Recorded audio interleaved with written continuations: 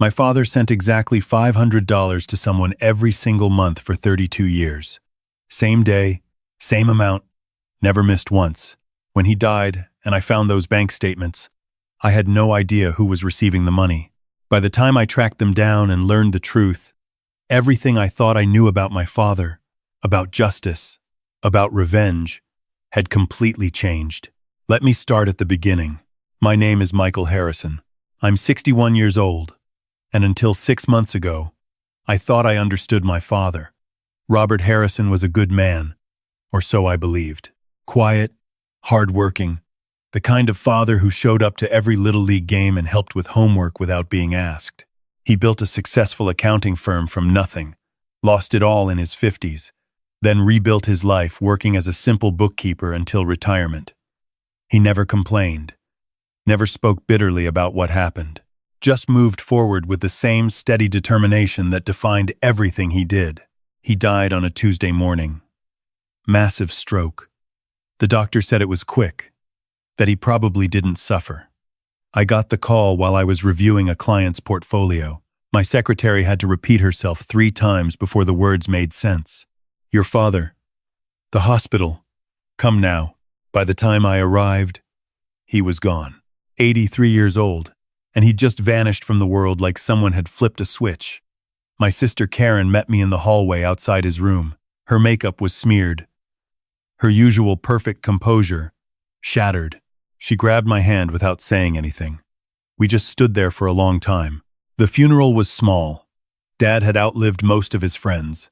Karen and I, our spouses, our kids, a few people from the retirement community where he'd lived for the past 5 years. Mr.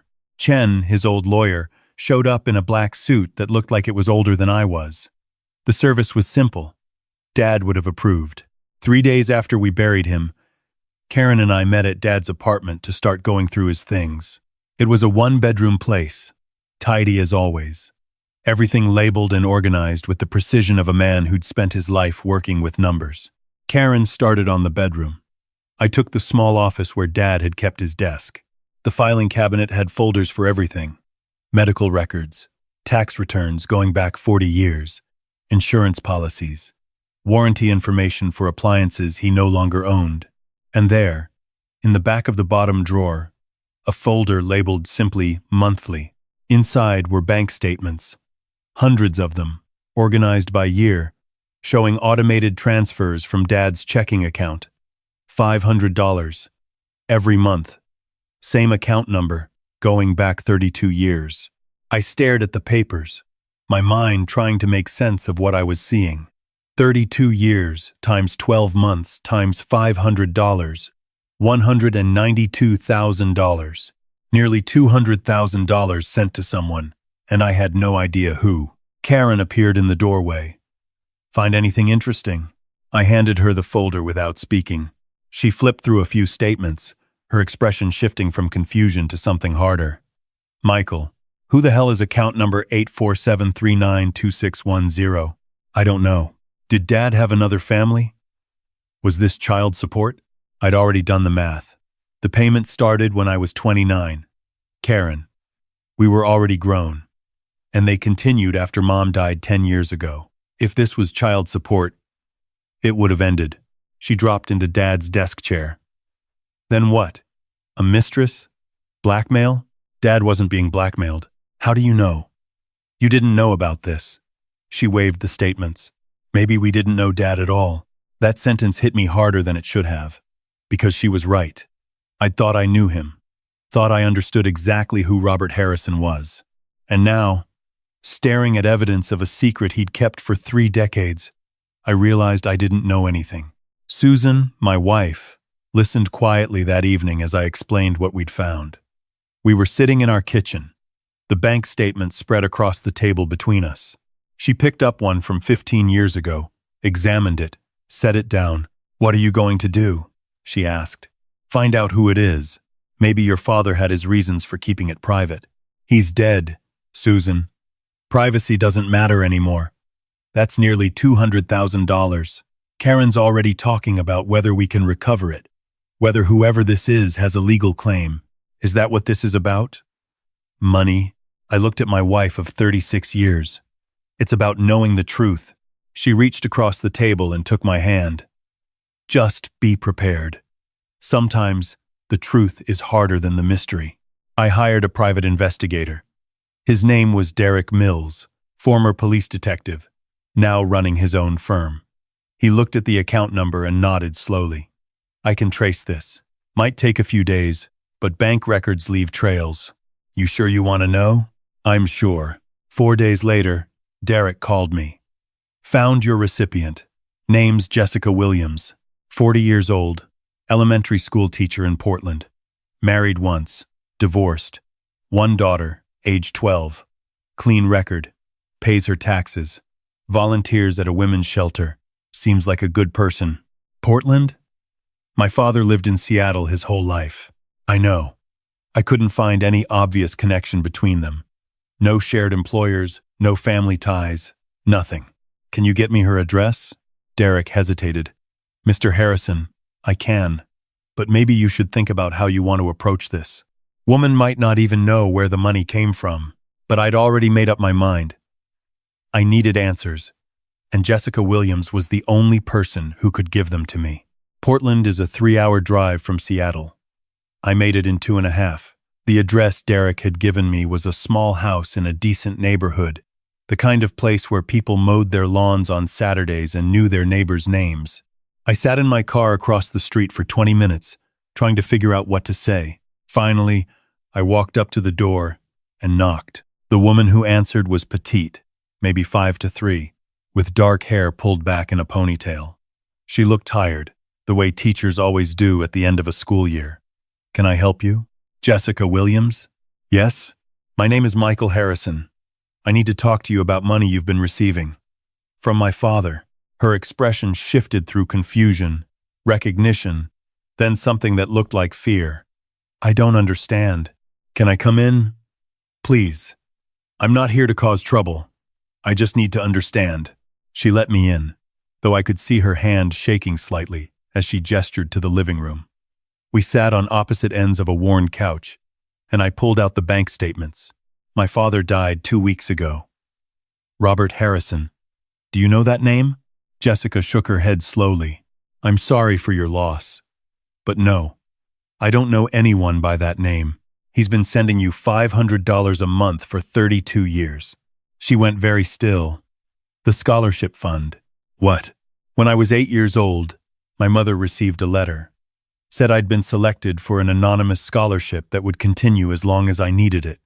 It paid for my college, helped during rough patches. I always thought it was from some foundation. Are you saying it was your father? Why? I was hoping you could tell me. Jessica stood up, walked to a bookshelf, pulled down a small box. Inside were letters, dozens of them, on plain paper with no letterhead. She handed me one. The money this month is to help with your daughter's education. Please use it wisely. She has a bright future ahead of her. Tell her to work hard and be kind. That's all that matters in the end. My father's handwriting. I'd seen it on birthday cards, on notes left on the kitchen counter, on the labels in his filing cabinet. Precise, careful letters that never wavered. There are more, Jessica said quietly. Over the years. Always brief, always encouraging. Never signed. Never explaining why. I looked up at her. Jessica, I need to ask you something. Who was your father? Her face closed off. Why does that matter? Because I need to understand the connection. Please. She sat back down, her hands clasped tight in her lap. Thomas Williams. He died when I was 8. Car accident. The name meant nothing to me. Did he know my father? Work with him? I don't know. I was a kid. I barely remember him, but something in her voice told me she was holding something back. Jessica, what aren't you telling me? She was quiet for a long moment. Then, my mother never talked about how my father died, just that it was an accident. But when I was 16, I found newspaper clippings she'd hidden, articles about an embezzlement case. My father was accused of stealing money from his employer, $200,000. The company owner reported him to the police. Dad died a week later, before the trial. The article said it might have been suicide. My stomach dropped. Who was the company owner? I don't remember the name. I was 16 and mortified. I destroyed the clippings and never asked my mom about it. But I already knew. I could feel it in my bones, the way you know things that you don't want to be true. It was my father, I said quietly. Robert Harrison. That's why he sent you money. Your father stole from him, and my father felt guilty when he died. Jessica's eyes filled with tears. My dad wasn't a thief. The articles said. I don't care what the articles said. My father was a good man. He worked hard. He loved us.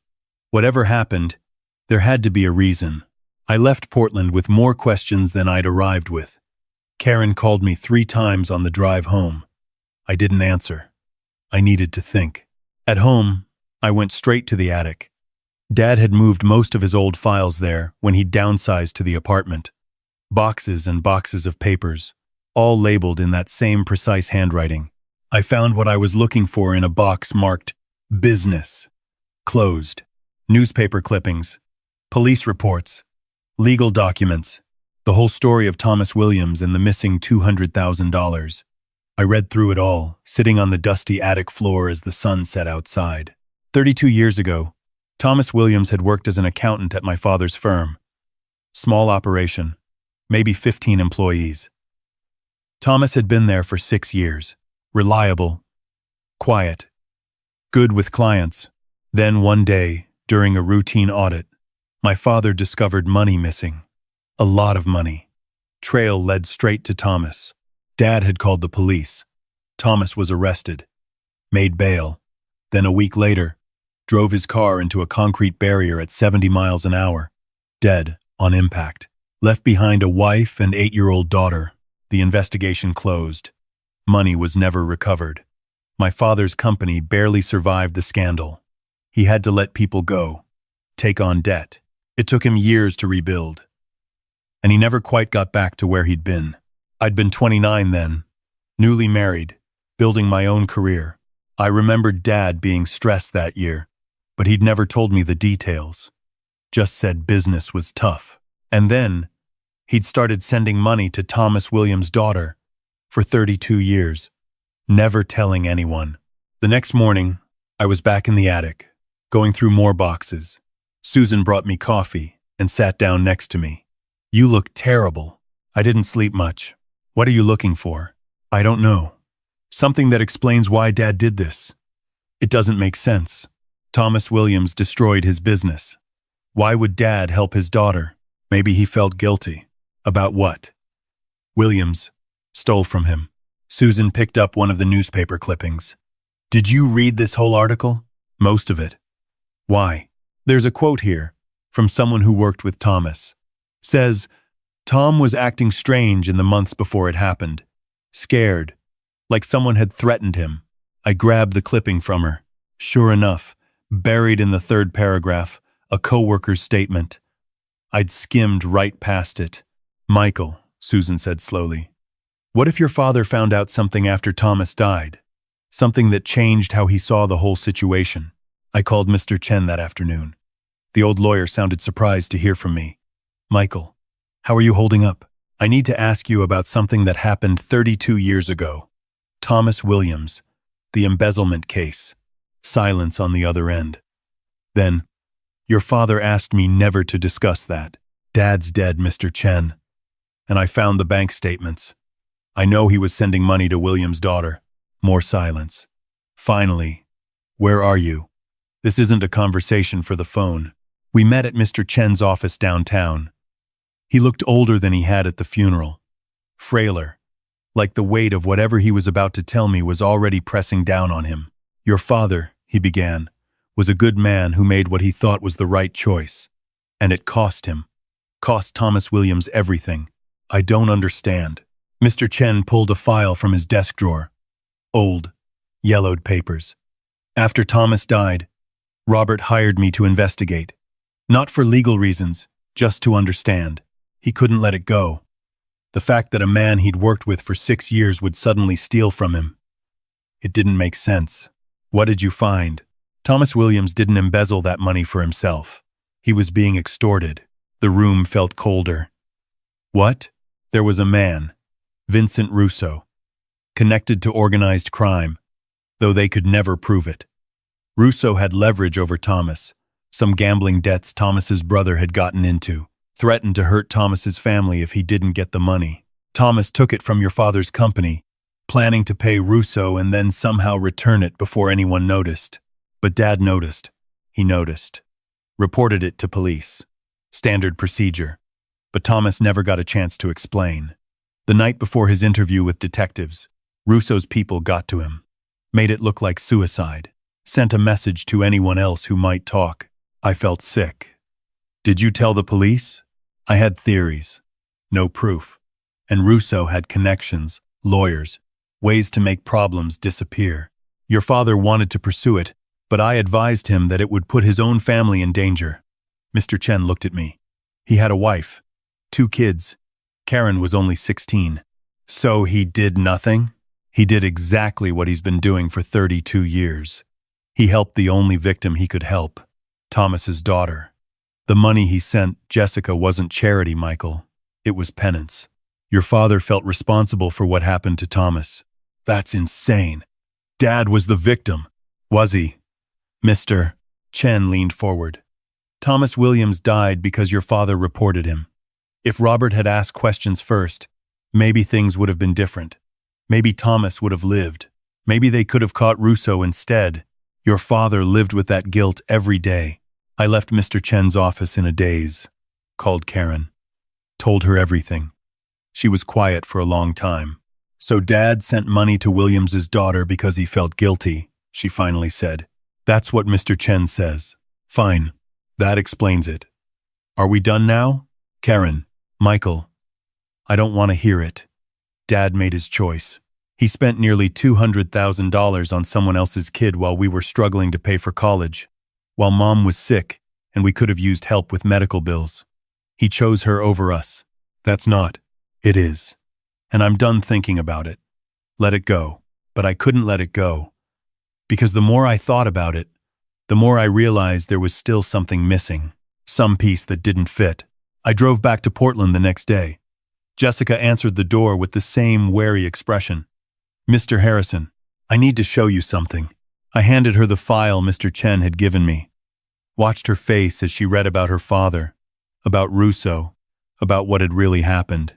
When she finished, she was crying. My dad wasn't a thief. No. He was trying to protect you, and your father knew this? Eventually. That's why he sent the money. Jessica wiped her eyes. There's something I need to show you too. She led me to a closet, pulled down a box from the top shelf. Inside were more letters, different from the scholarship ones. These were in her father's handwriting, addressed to Jessica, but never sent, dated from the week before he died. Mom gave these to me when I turned 18, Jessica said. I never understood them. I read through them. Thomas Williams writing to his daughter, trying to explain what was happening without telling her the full truth, talking about making mistakes, about trying to fix things, and then, in the last letter, a single line that made my blood run cold. If something happens to me, tell Robert Harrison I'm sorry. Tell him the truth is in the safe place we talked about. Safe place? I looked at Jessica. Did your father and mine know each other well? I don't know. Like I said, I was 8. But Mr. Chen would know. I called him from Jessica's living room. The safe place, I repeated. What does that mean? I don't know, Michael. I didn't even know those letters existed. I looked around Jessica's living room, at the ordinary life she'd built. Teacher, volunteer, good person. And then, I remembered what Derek had found. Jessica, you said your mother died a few years ago? 5 years ago. Cancer. Did she leave you anything? Papers, belongings, just the house I grew up in. I rented out. Haven't had the heart to sell it. Can we go there? The house was in a rougher part of Portland, small and weathered. Jessica unlocked the door, and we stepped into a space frozen in time. Furniture covered with sheets, smell of dust, and old memories. Where would your father have kept important things? I asked. He had a desk. In the basement, The basement was unfinished, concrete floor and exposed beams. The desk was old metal, government surplus style. Most of the drawers were empty, but the bottom drawer was locked. "Do you have the key?" Jessica shook her head. "I never tried to open it." I pulled out my phone, called a locksmith. While we waited, Jessica made coffee in the ancient kitchen. We didn't talk much, both of us afraid, I think, of what we might find.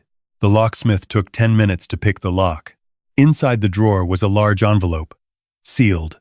On the front, in Thomas Williams' handwriting, "Evidence." My hands shook as I opened it. Inside were photographs, documents, ledgers, everything Thomas Williams had collected about Vincent Russo's operation. Names, dates, amounts, proof of extortion, money laundering, connections to a dozen other crimes. "Your father," I said to Jessica. "He was documenting everything, building a case. Why didn't he go to the police?" "Because Russo would have killed all of you." I looked at the documents. This isn't just about the embezzlement. This is evidence of a whole criminal network. Jessica's phone rang. She glanced at it, frowned. "Unknown number." She answered, put it on speaker at my gesture. "Jessica Williams?" A man's voice. Rough, older.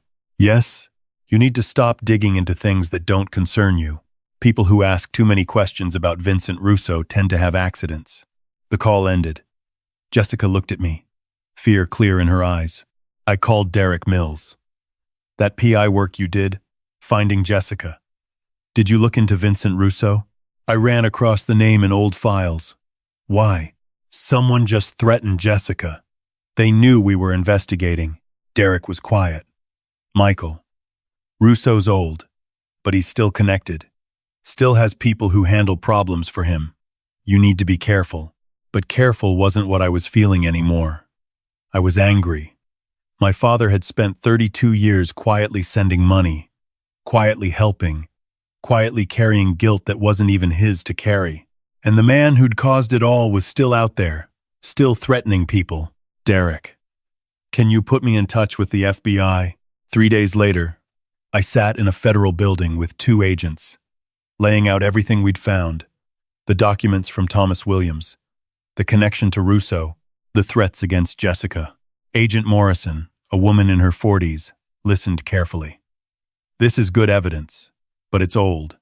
Statute of limitations on most of this has expired." "But not on murder," I said. "Thomas Williams didn't commit suicide. Russo had him killed.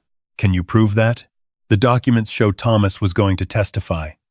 He died conveniently before he could." Agent Lee, Morrison's partner, shook his head. "Convenient isn't proof. Then what do we do? Just let Russo get away with it?" Morrison leaned forward. "Mr. Harrison, Vincent Russo is 82 years old. He's been a person of interest in multiple investigations for decades. We've never been able to make anything stick. If you have new evidence, actual proof, we'll move on it. But old documents and a suspicious death from 32 years ago? That's not enough." I left the federal building frustrated. Jessica was waiting in my car. "What did they say?" "Not enough evidence." She nodded slowly. "So that's it? We just give up?" And that's when I understood what my father had really been doing. He couldn't get justice through the courts, couldn't punish Russo without putting his family at risk. So he'd found another way, a subtle way. "Jessica," I said, "tell me about your life, your career, what you do at the women's shelter." She looked confused but answered, "I teach 4th grade. Have for 15 years. At the shelter, I volunteer twice a week, helping women who are escaping abusive situations. Financial planning, mostly. How to rebuild." "And your mother?" "Before she died, she worked as a paralegal. Helped people file for bankruptcy, sort out debt problems. Your father was an accountant, your mother a paralegal, you a teacher and financial counselor." I looked at her. "Don't you see? Your father stole money because he was threatened, died trying to do the right thing. And my father ensured that his daughter grew up to be exactly the kind of person who helps others in similar situations. That was his revenge. Not punishing Russo, building something good, from what Russo tried to destroy. Jessica's eyes widened. Your father spent 32 years making sure I became someone who could help people. He didn't want Russo's evil to win, so he fought it the only way he could, by making sure Thomas Williams' daughter lived the life her father would have wanted for her. We sat in silence for a moment. Then Jessica laughed, short and sharp. That's actually pretty brilliant. It's subtle. It's revenge without revenge. Justice without a courtroom. I started the car. There's one more thing we need to do. We drove to the retirement community where Russo lived. Derek had tracked him down. 82 years old, living in a modest apartment. His power and connections faded with age and changing times. Most of his associates were dead or in prison. I knocked on his door. He answered it himself. A shrunken old man in a cardigan. Nothing like the monster from the stories. Vincent Russo? I asked. He looked at me with rheumy eyes. Who wants to know? My name is Michael Harrison. This is Jessica Williams. 32 years ago, you had her father killed. Something flickered in those old eyes. Recognition, maybe. Or just the calculation of a man who'd spent his life weighing risks. I don't know what you're talking about. You extorted Thomas Williams. When he tried to gather evidence against you, you had him killed. Made it look like suicide. Russo started to close the door. I put my hand out. Stopped it. We found the evidence, I continued. Everything Thomas collected. We gave it to the FBI. That got his attention. You're lying. Am I? Check the news in a few weeks. See what comes up. It was a bluff. The FBI had said they couldn't do anything. But Russo didn't know that. Jessica stepped forward. My father died trying to protect his family from you. Your threats, your violence, your greed. You took him from me when I was 8 years old. He stole. He tried to save his family. Jessica's voice cracked. And you killed him for it. But you know what? You lost anyway. Because I grew up. I became a teacher. I help people. I make a difference. Everything you tried to destroy, I'm rebuilding every single day. That's what my father would have wanted. That's his legacy. Not fear. Not crime. Good. We turned to leave. Russo called after us. Wait. You really gave evidence to the feds? I looked back at him. This old man, powerless now, afraid. Does it matter? Either way, everyone you ever hurt, they moved on, built good lives, had families, careers, purpose. And you? You're alone in a cheap apartment, waiting to die, with nothing to show for all that cruelty except enemies and emptiness. That's the real revenge. You lost. In the car, Jessica was shaking. I drove to a nearby coffee shop, got us both something hot to drink. We sat in a corner booth. Did that help? I asked. She thought about it. I don't know. Maybe. At least I looked him in the eye. My father never did that. Never confronted Russo. Just quietly helped you. Your father was a good man. He was. And I'm only now really understanding how good. Over the next few weeks, things settled. Karen and I divided Dad's estate. I told her about Jessica, about the whole story. She was quiet for a long time.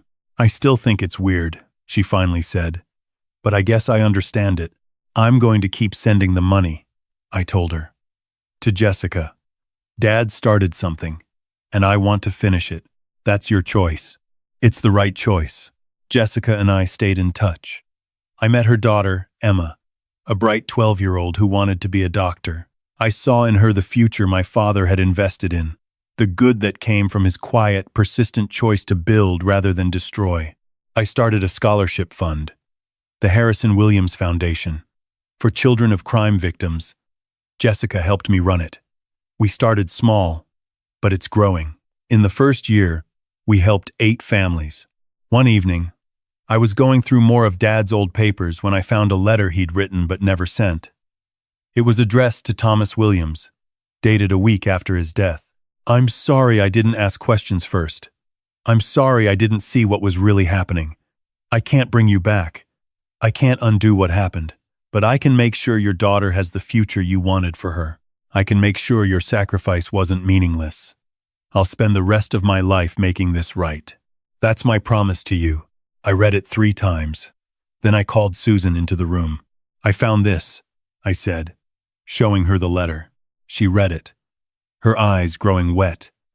He carried this guilt his whole life. He did. But he turned it into something good. Are you going to show this to Jessica? I thought about it. No. She knows the important part. My father helped her. That's what matters. Susan leaned against me. You know what you're doing, don't you? Following in his footsteps. The scholarship fund, helping families. You're continuing his work. I guess I am. That's not revenge. No. It's better than revenge. It's building something that lasts. A month later, I got a call from Agent Morrison. Mr. Harrison, I thought you'd want to know. We reopened the investigation into Vincent Russo based on your evidence. Combined with some other cases we've been working, we have enough to bring charges. Money laundering, racketeering. He won't see prison. He's too old and sick. But his assets are being seized. Everything he has is going to his victims' families. I felt a surge of satisfaction. Jessica Williams's family? She's on the list. I called Jessica immediately. The FBI is seizing Russo's assets. You're getting restitution. She was quiet for a moment. How much? I don't know the exact amount, but it'll be significant. I don't want his money. Jessica, my father died because of that man. Blood money won't bring him back. No, but it can help other people. Your shelter, the foundation, more scholarships. Another pause. Then, you're right. Dad would have wanted that. Money going to help people, instead of hurt them. 6 months after my father died, I stood at his grave with Jessica and Emma. We'd just come from the foundation's first annual fundraiser. Raised over $50,000. Your grandfather, I told Emma, was a hero. He tried to do the right thing, even when it was dangerous. My mom said your dad helped us. He did. For a long time, without asking for anything in return. Emma looked at the headstone. Why? It was the question I'd been asking myself for months. Why had my father done this? Why commit 32 years to someone else's child? Because, I said slowly, he understood that revenge doesn't fix anything. You can't undo the past, but you can build a better future. Your grandfather tried to do that and died. My father finished what your grandfather started. Made sure you grew up safe and educated and kind. Is that what you're doing now? Emma asked. With the foundation? Smart kid. Yeah, I guess it is. Jessica put her hand on my shoulder. Your father gave me my life. I want you to know that. Everything I am, everything Emma will be. It's because a man I never met decided that helping was better than hating. We stood there for a while longer. Then Emma asked if we could go get ice cream. We went, the 3 of us, representing 3 generations bound together by my father's quiet choice, decades ago, to build instead of destroy. That night, I sat down and wrote my own letter. Not to send to anyone, just to put into words what I'd learned. Dad, I wrote. I found the bank statements, tracked down Jessica Williams, learned what really happened with Thomas Williams and Vincent Russo, and I understand now why you did what you did. You taught me that real strength isn't about revenge. It's about making something good from something terrible. You spent 32 years building a legacy, not for yourself, but for a child who lost her father because you made a mistake. You turned guilt into purpose, shame into service. I'm continuing your work. The foundation, the scholarships, helping families like Thomas's. Jessica's helping too. Together, we're building something that'll outlast all of us. Russo's in custody now. His assets are being distributed to his victims. Justice came, eventually. But that's not the victory you were working toward. You were building something bigger. A future where kids like Emma grow up to be teachers and doctors and good people, instead of victims of violence and crime. That's subtle revenge, Dad. Not destroying your enemies, but making sure they fail to destroy what's good. I get it now. And I'm proud to be your son. I folded the letter, put it in the box with all of Dad's old papers. Someday, when I'm gone, Maybe my kids will find it. Maybe they'll understand, the way I finally do, what it means to turn pain into purpose, betrayal into building, loss into legacy. My father spent 32 years sending $500 a month to a stranger, and in doing so, he beat Vincent Russo more completely than any courtroom ever could have. He proved that good is stronger than evil, that patience is more powerful than violence, that building a single life right is worth more than destroying 1,000 lives wrong. That's the legacy he left me, and it's the one I intend to pass on.